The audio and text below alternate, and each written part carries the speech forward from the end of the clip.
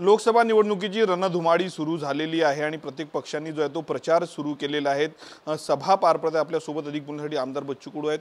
भाऊ, काय सांगणार, निवडणुकाची रणधुमाळी सुरू झाली, प्रहारची काय भूमिका राहणार आहे या लोकसभा निवडणुकीत? आमची भूमिका शेतकरी शेतमुराच्या प्रति अतिशय प्रामाणिक राहील। आमची बांधिलकी नेत्यासोबत नाही, पक्षासोबत नाही, आमची बांधिलकी शेतकरी शेतमुरासोबत आहे। आणि आम्ही जे काही सभागृहात बोलतोय, उत्तर मागतोय, त्याचं उत्तर येत नाही का अजूनही पाहतोय मजुराची मजुरी 2 महिन्यापासून भेटत नाही आहे। शहराला 2.5 लाखाचं घर आणि गावाल्याला 1.25 लाखाचं घर, याचं उत्तर अजून भेटत नाही।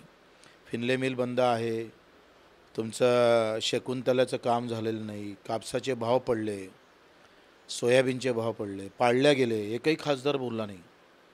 निर्यात बंदीच्या विरोधात आणि आयातीच्या या सगळ्या धोरणाच्या विरोधात कांदा शेतकरी देशधडीला लागला आणि कांदा आम्ही बांगलाला पाठवला नाही म्हणून बांगलावाल्यानं इथले संत्र घेतले नाही, इथल्या संत्र्याचे भाव पडले।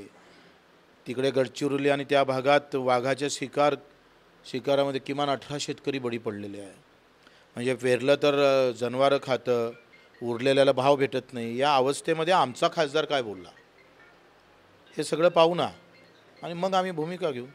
खासदार नवनीत राणांच्या भाजप प्रवेशाच्या चर्चा गेल्या अनेक महिन्यांपासून सुरू आहेत।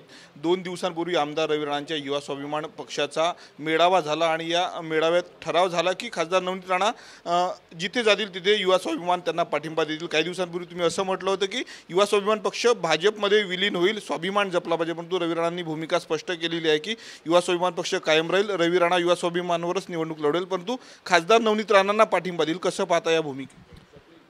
आता एका घरात 2 पक्ष राहणार आहे आणि दोनही पक्ष ते एकाच घरातून चालवणार आहे, ही मोठी किमया आहे। भारतात असं फार कमी घडतं, एका घरातून 2 पक्ष।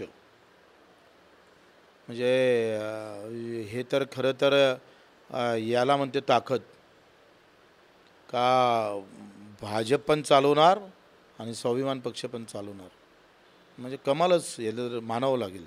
महायुतीचे तुम्ही घटक आहेत, रवी राणांनी वक्तव्य केलं की खासदार नवनीत राणांना जे काही एनडीएमधले लोक विरोध करतायत, मलाही रवी राणा म्हणतात सर्वांना एकत्र बोलवून खासदार नवनीत राणांचा प्रचार करायला लावू, तुम्ही देखील उमेदवार उभे करणार होते, अडसूळ देखील विरोध करतायत। खरं तर देवेंद्रजी शिंदे साहेबाच्या नंतर आम्ही म्हणजे त्यांनी असं सांगितलं का यावंच लागेल, धमकीच आहे ती, त्यांना त्यांच्या धमकीला आम्ही खूप घाबरलो आहे।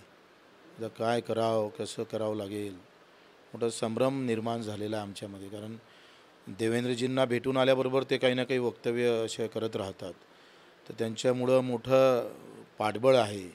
एखादी चौकशी लावायची शक्यता आहे किंवा एखाद्या अंगावर येऊन घरात घुसून मारण्याचा पण प्रयत्न होऊ शकतं, त्यांना आम्ही खूप घबरावलं आहे। तर तेच आम्ही कार्यकर्त्याला विचारून त्यांच्या सभेवर जावं लागेल। घबराव म्हणजे आमची विचार नव्हता, पण त्यांनी दिलेल्या धमकीमुळं आम्हाला आता निर्णय घ्यावा लागेल। राणांचं वक्तव्य बच्चू कडूंना बरंच रुतलेलं दिसतं, खूप घबरावलं आहे आम्ही, आता काहीच बोलू शकत नाही आम्ही। उलटं त्याच्या विरोधात बोलणं म्हणजे कठीण आहे, चालणं मुश्किल होईल आम्हाला। मंचावर दिसतील बच्चू कडू, हो कर, आता जाच लागते, त्यांनी म्हटलं आहे का हे सगळे याच लागन तुम्हाला, मग जाणी लागन। तुम्ही बोलले होते की अमरावती लोकसभा मतदारसंघात तुम्ही दावा केलेला आहे, परंतु महायुतीमधनं नवनीत राणांना उमेदवारी या ठिकाणची जाऊ शकते, मग अशा वेळेस प्रहारची का भूमिका, पाठिंबा की प्रहार उमेदवार उभा? आम्ही शेतकऱ्याच्या बाजूने राहू, वेळ आली तर उमेदवार उभा करू।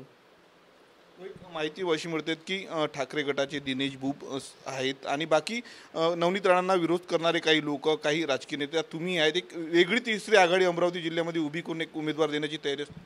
आम्हाला कोणाचं बंधन नाही आणि कोणी आम्हाला उठबस म्हणू शकत नाही।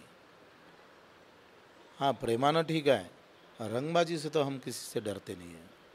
त्याच्यानं मला असं वाटतं का आम्ही ठरवू ना, ते आम्हाला असं वाटलं का एखादा उमेदवार हा शेतकरी, शेतमजूर, गोरगरीब, वंचित, दलित, पिछड्या लोकांसाठी कामी येऊ शकते, तर तसा विचार करू। तसा उमेदवार तयार? वा, तयार, उमेदवार तयार व्हायला काय वेळ लागतो?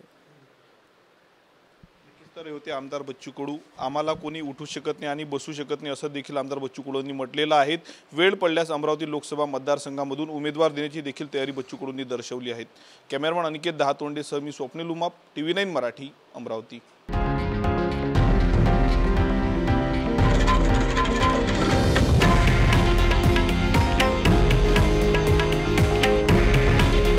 हे आहे देशातील नंबर 1 न्यूज नेटवर्क आणि आपण पाहत आहात TV9 मराठी. काळजी तुमची, हित महाराष्ट्राचं.